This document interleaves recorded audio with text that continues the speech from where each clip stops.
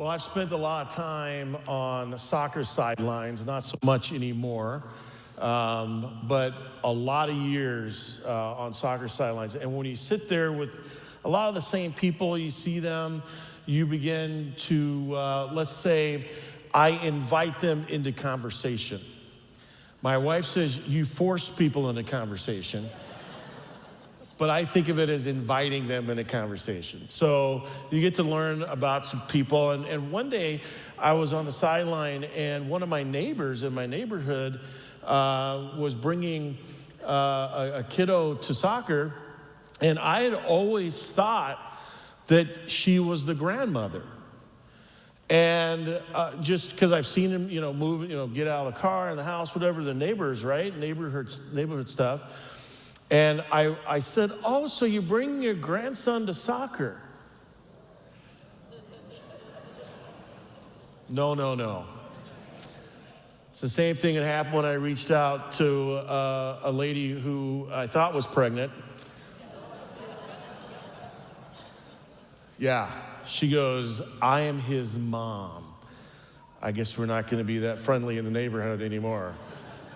But one of the conversations I had that struck me, and it's still with me to this day, is I had a conversation with a man on the sideline, a man as a dad, and he was talking to me about his life, and he found out that I was a pastor.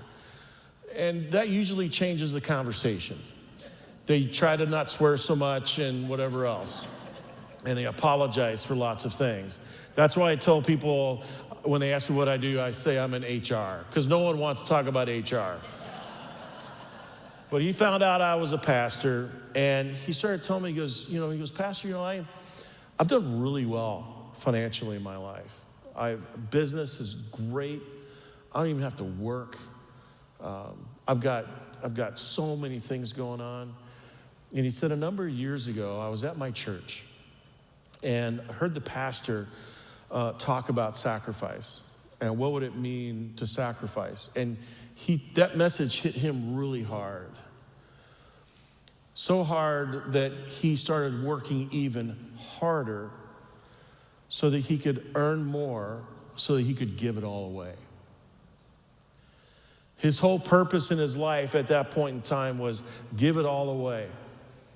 Hundreds and hundreds of kids all over the globe.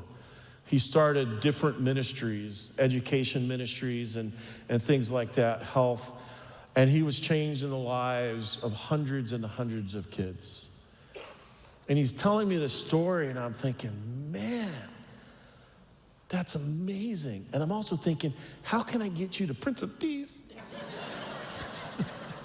We have a capital campaign. And then he tells me at the end, he looks at me and he probably says the most honest thing anybody's ever said to me.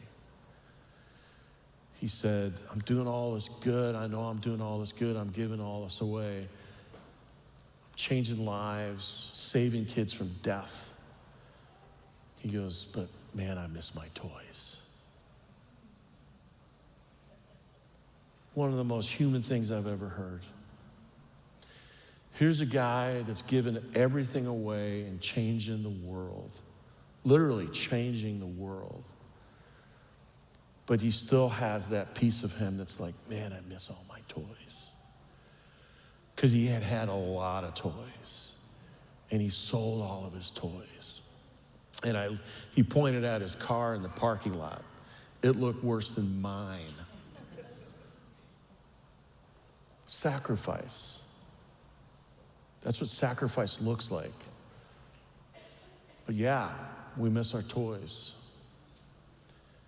My dad retired from the Air Force, Colonel Dean, and I always wondered about why didn't he become General Dean?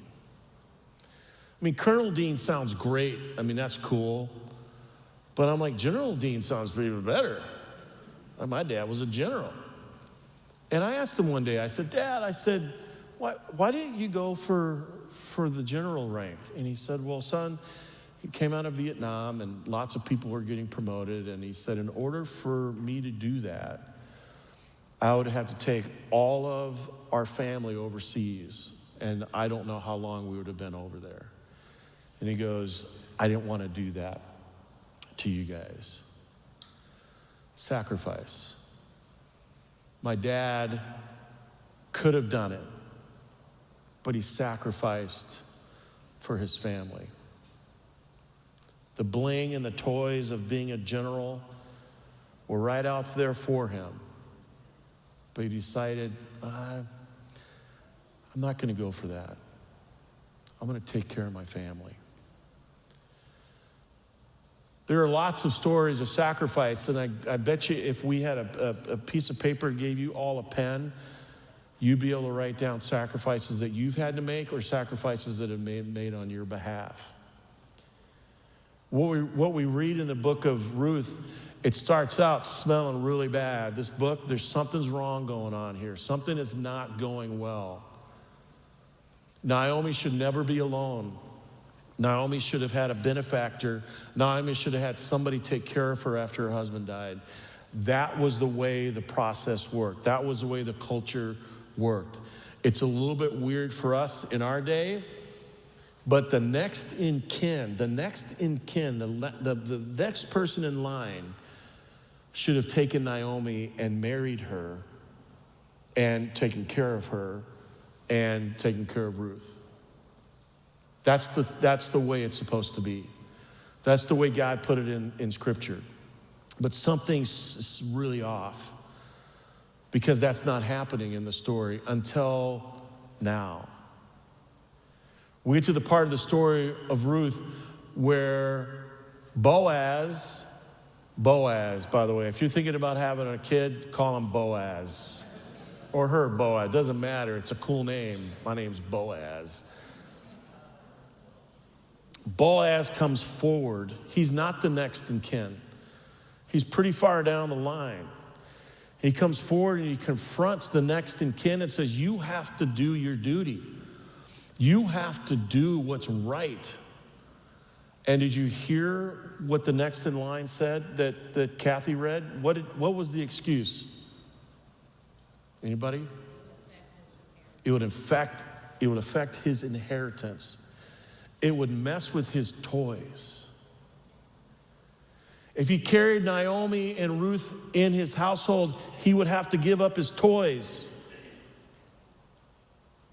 But that's what the Scripture calls him to do.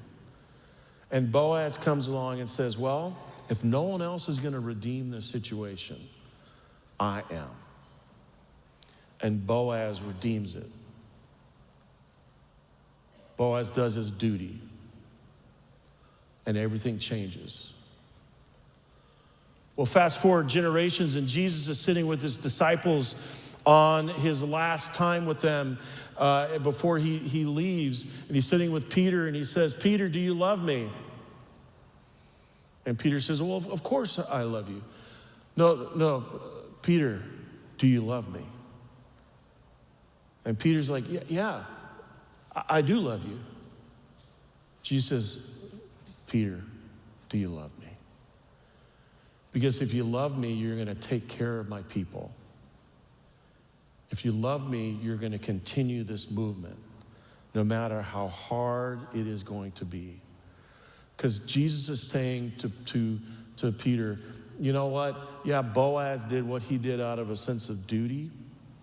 What I want you to do this is out of a sense of love. Love.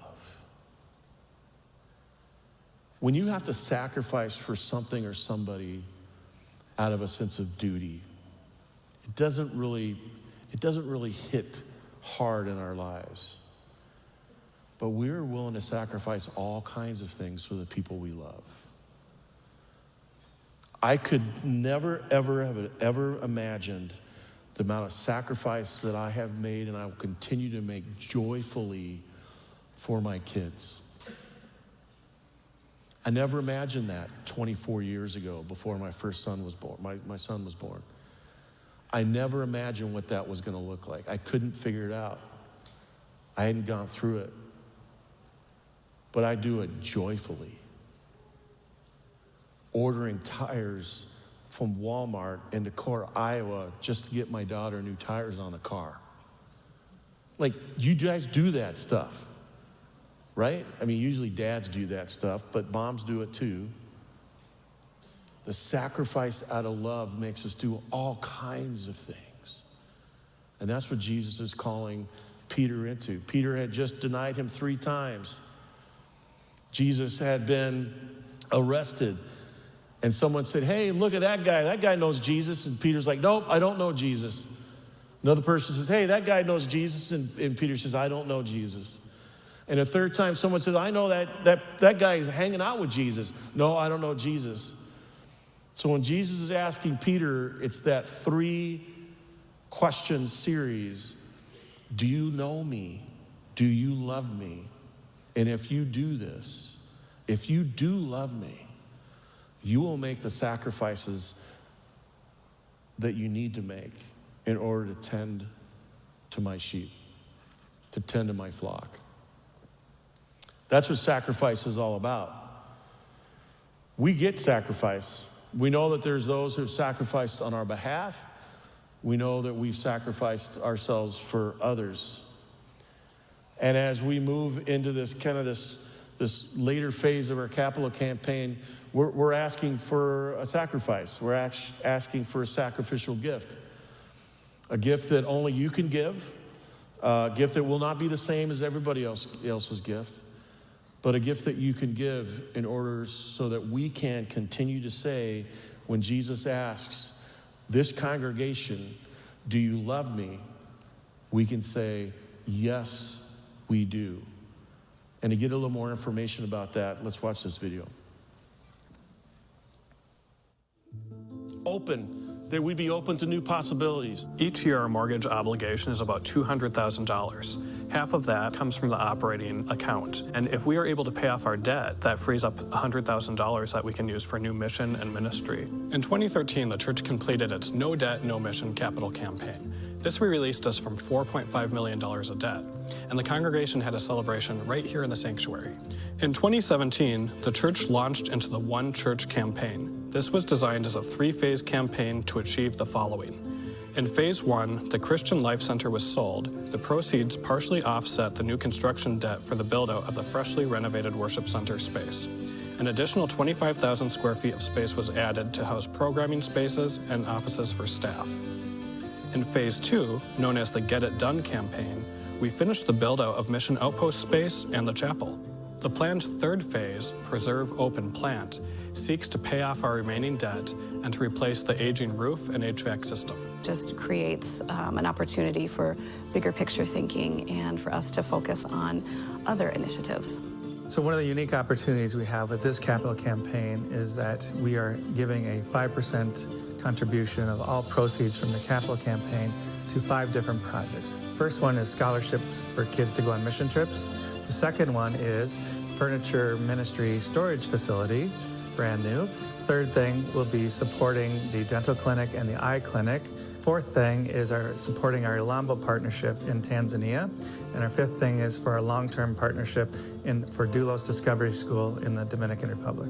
So that we can spread the message of Prince of Peace and Jesus' faith throughout. Well, one of the reasons why we wanted to get super detailed with all of this is because when Keenan and I started here 2 years ago, of course, we didn't have a lot of the history behind all these other capital campaigns. But when we started sharing with people that we still had debt, some people were very surprised. And actually, they got a little bit frustrated. And they looked at us like, well, can we trust you? And to tell us the truth. And I'm saying, yeah, you can. Because everything is in black and white. This is God's church. This is the church that we have. And we're gathered here. But some people thought that we were debt-free. And I understand sometimes the messaging can get a little bit lost. In phase 1, they were able to do what they needed to do to build this building out. Phase 2, the mission outpost.